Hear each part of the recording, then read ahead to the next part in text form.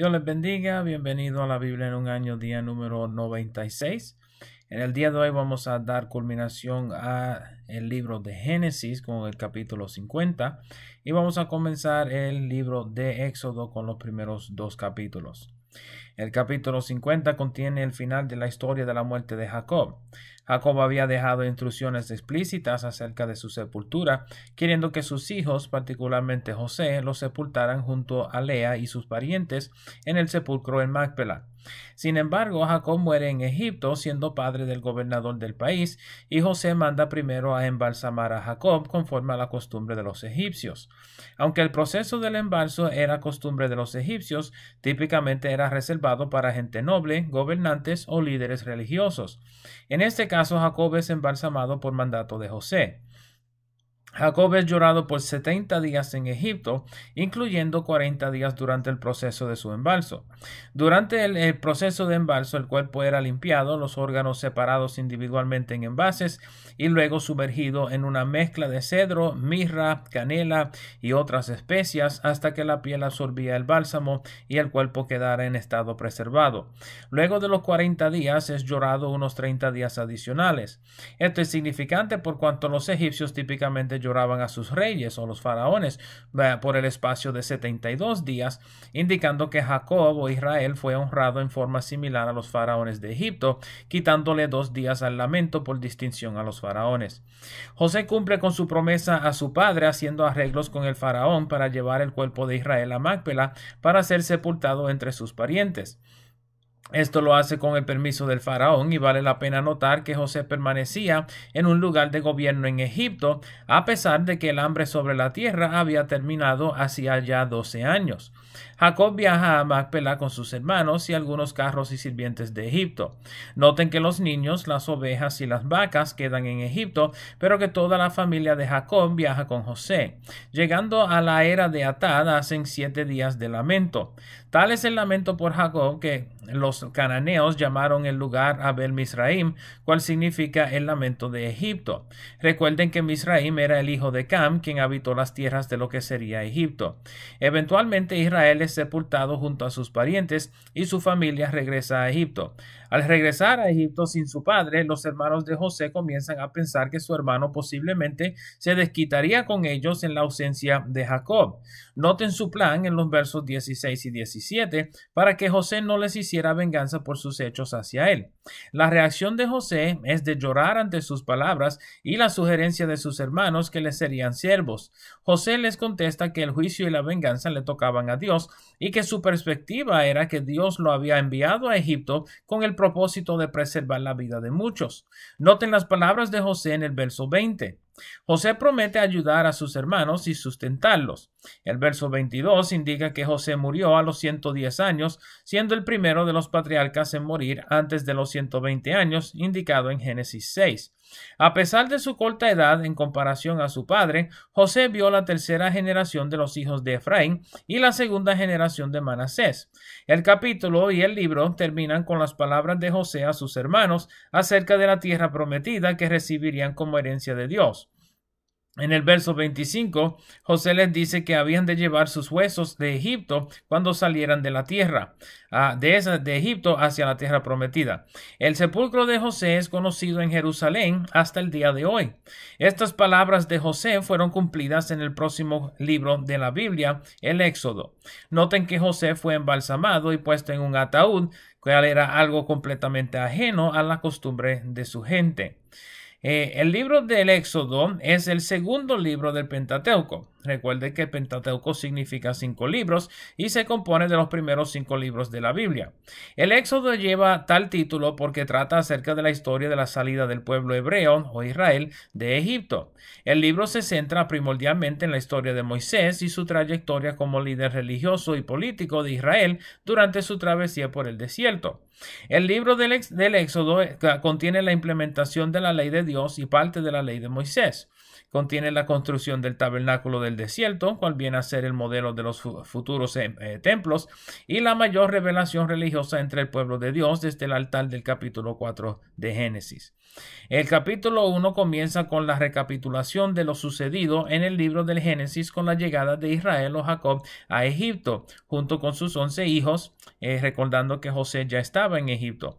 Noten en el verso 2 que la suma de gente es 70, semejante a lo mencionado en Génesis, aunque 2 murieron en Canaán, cuales eran los hijos de Judá, y Onán, y 2 nacieron en Egipto, los 2 hijos de José, Efraín y Manasés. El verso 7 es una referencia a las múltiples ocasiones en el libro del Génesis en el cual Dios le promete a Abraham, Isaac y Jacob que se multiplicarían en la tierra. El lenguaje del verso 7 también es semejante al mandato de Dios a Adán y Eva de ser fructíferos y multiplicarse y llenar la tierra. Los versos 8 al 14 explican cómo el pueblo hebreo cayó en servidumbre en Egipto. Luego de la muerte de José y de la multiplicación del pueblo de Israel, se levanta un faraón que no conocía ni a José ni a Jehová.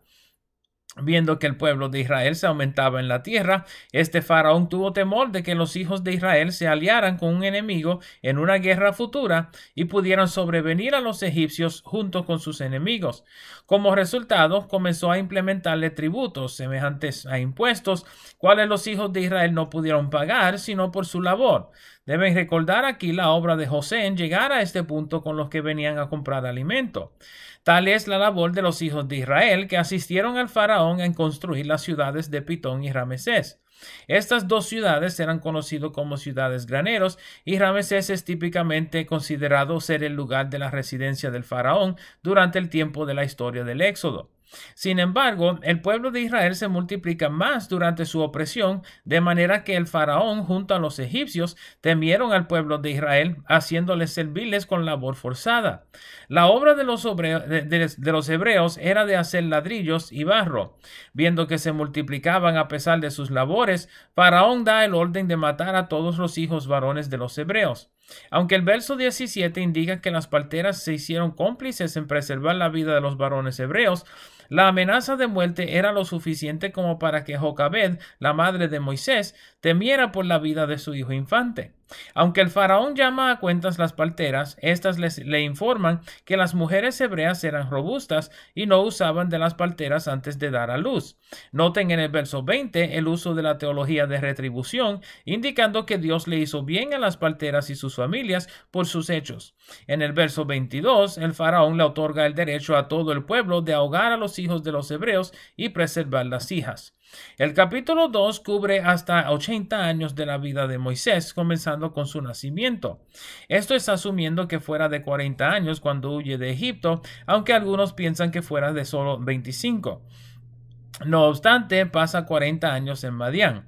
El padre de Moisés no es mencionado por nombre en este capítulo, siendo que la historia se enfocará en su madre Jocabed, pero luego se nos dirá que su nombre es Amram en Éxodo capítulo 6 y verso 20.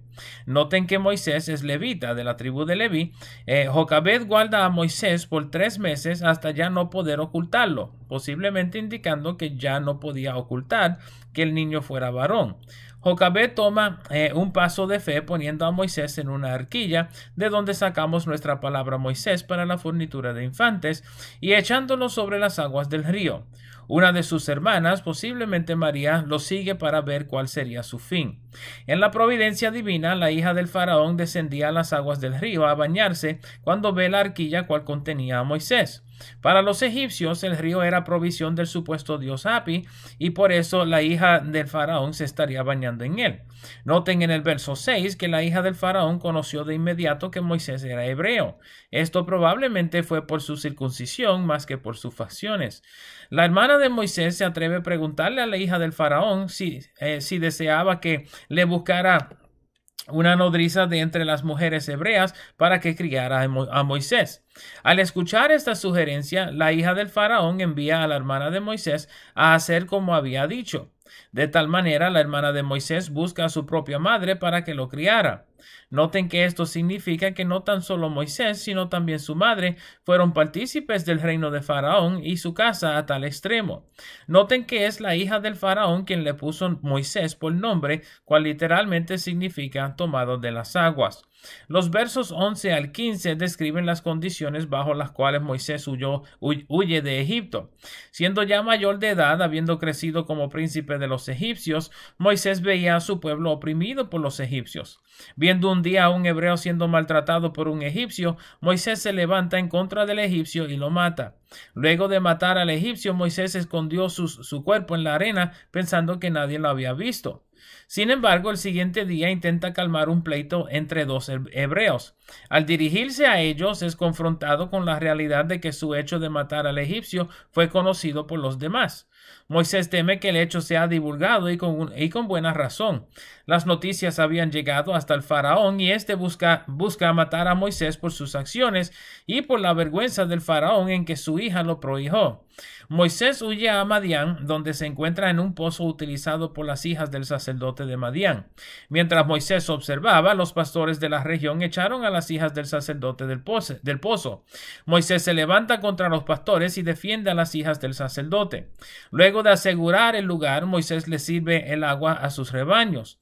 Al escuchar la historia de lo acontecido, Moisés es llamado a morar con el sacerdote mencionado en el verso 18 como Ruel.